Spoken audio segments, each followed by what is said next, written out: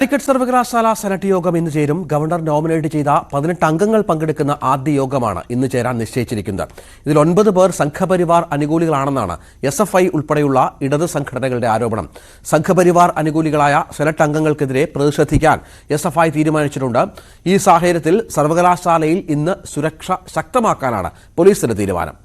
MS Aneesh Kumar ചേരും. അനീഷ്, സർവകലാശാലകളിൽ പ്രതിഷേധവുമായി SFI ഉണ്ട് ഗവർണർക്കെതിരെ. ഇന്നിപ്പോൾ അസാധാരണമായ സാഹചര്യവുമുണ്ട്. പുതിയ സെനറ്റ് അംഗങ്ങളുടെ യോഗം, നിരവധിയായ ആരോപണങ്ങൾ SFIയുടെ ഭാഗത്തുണ്ടാകുന്നു. എന്താണ് അവിടെ പ്രതീക്ഷിക്കേണ്ടത്?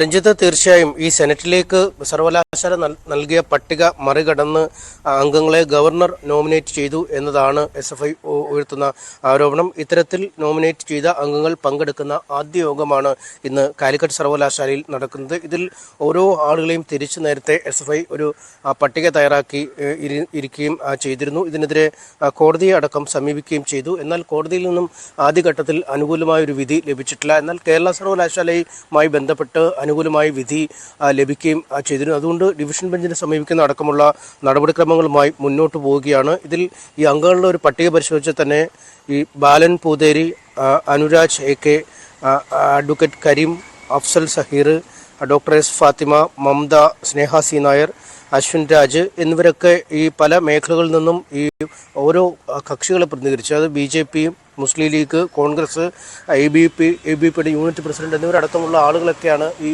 പട്ടികയിൽ ഇടം പിടിച്ചതെന്നാണ് സർക്കാരിൻ്റെ വാദം, അല്ലെങ്കിൽ SFIയുടെ വാദം. ഇവർക്കൊന്നും പ്രത്യേക മേഖലയിൽ കഴിവ് തെളിയിച്ചില്ല. ഓരോ മേഖലയിൽ നിന്നും കഴിവ് തെളിയിച്ചവരെ വേണം, അല്ലെങ്കിൽ സംസ്ഥാന തലത്തിലും ദേശീയ തലത്തിലുമൊക്കെ നേട്ടം നേടിയ ആളുകളെ വേണം ഇത്തരം പട്ടികയിലേക്ക് ഉൾപ്പെടുത്താൻ എന്നാണ് SFI ഉന്നയിക്കുന്ന വാദം. എന്നാൽ ഈ പറഞ്ഞ ആളുകൾക്കൊന്നും ഇത്തരത്തിലൊരു പ്രത്യേക മേഖലയിൽ കഴിവ് തെളിയിച്ചവരോ അല്ലെങ്കിൽ മികവുള്ളവരോ ഒന്നുമല്ല. അവർക്ക് BJP ബന്ധം, മറിച്ച് മറുവശത്ത് മുസ്ലിം ലീഗ്, കോൺഗ്രസ് ബന്ധമുള്ളവരാണ് ഇത്തരത്തിൽ പട്ടികയിൽ ഇടം നേടിയിരിക്കുന്നതെന്നാണ് SFI പറയുന്നത്. പ്രത്യേകിച്ചും ഒരു UDF BJP ബാന്ധവം ഇക്കാര്യത്തിലുണ്ട്.